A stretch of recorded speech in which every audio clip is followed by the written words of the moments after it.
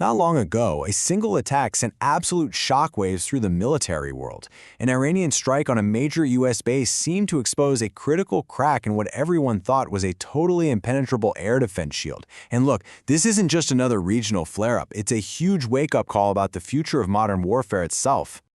So to really get what happened here, we're going to break it all down. First, we'll dive into the attack itself. Then we'll explore the American shield it was up against.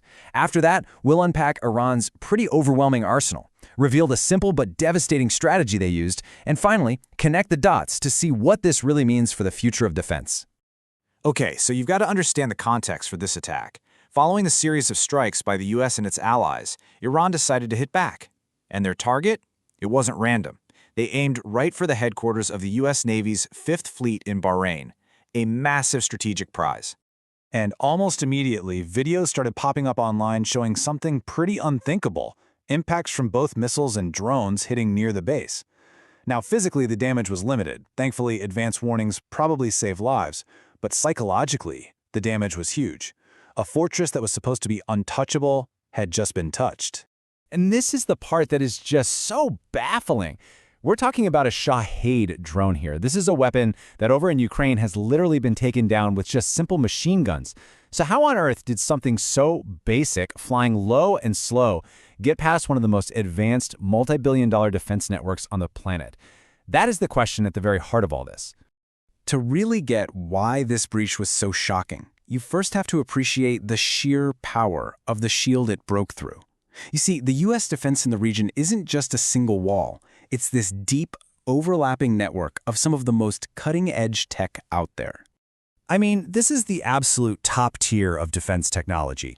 You've got Patriot systems for all sorts of threats, specialized THAAD systems to knock out high-altitude ballistic missiles, a whole fleet of Arleigh Burke-class destroyers giving a mobile shield at sea, and more than 100 fighter jets on standby. Every single layer is designed to back up the others.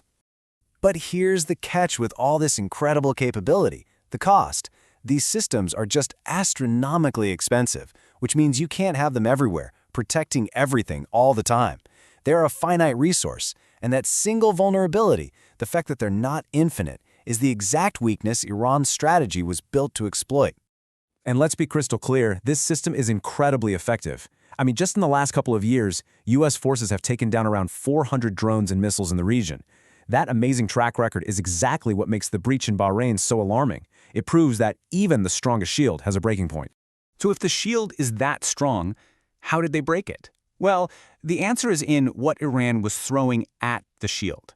Since they can't match U.S. technology one for one, Iran has become a master of asymmetric warfare. They don't focus on quality, they focus on pure overwhelming quantity. Just try to wrap your head around this number. Before all the recent fighting, estimates put Iran's arsenal of short-range ballistic missiles at around 2,000. These aren't going to fly across the world, but they have more than enough range to hit every key target in the region. It's just a staggering amount of firepower. And it's not just the missiles. Iran also has thousands of these cheap but pretty effective one-way attack drones, the same Shaheds they've been giving to Russia to use in Ukraine. It's the combination that's so dangerous. You've got thousands of drones plus thousands of missiles, creating a threat that is just designed to be overwhelming. So you have a finite number of very expensive interceptors on one side and a nearly endless supply of cheap weapons on the other. This brings us to the simple but brutal military idea that Iran used to its advantage: the saturation attack. You know, the concept is brilliantly simple. Think of it like this. It doesn't matter how good your goalie is if the other team kicks 100 soccer balls at the net at the exact same time. A few are bound to get through. A saturation attack is the same idea, just for air defense.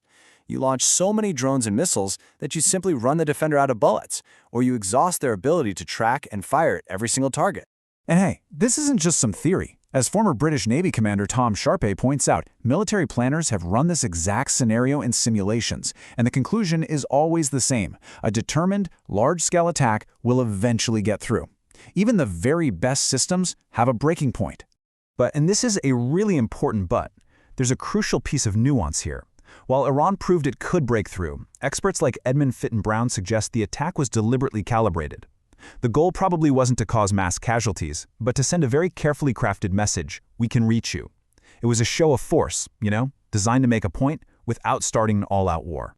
So if we zoom out a bit, this single incident in Bahrain is really a symptom of a much larger trend. It provides these critical real-world lessons about the challenges of modern defense that we're seeing in conflicts all over the globe. So what are the big lessons here? Well, first, we're seeing in real time that even the best air defense really struggles against these mass attacks of mixed drones and missiles. And second, this highlights a critical vulnerability. You might be able to damage an enemy's arsenal, but it's nearly impossible to totally eliminate it, which means the threat always remains. And this is why this whole event matters so much, far beyond the Middle East. The fundamental math of warfare is changing right before our eyes. Cheap, mass-produced weapons are giving smaller powers the ability to challenge technological superpowers in a way that was pretty much unthinkable just a little while ago. Which leaves us with a final and pretty unsettling question. For decades, military strength was defined by having superior technology. But what happens when that amazing technology can be overwhelmed by sheer low-cost quantity? The attack on Bahrain didn't give us the final answer, but it has definitely forced every military on Earth to start confronting that very question.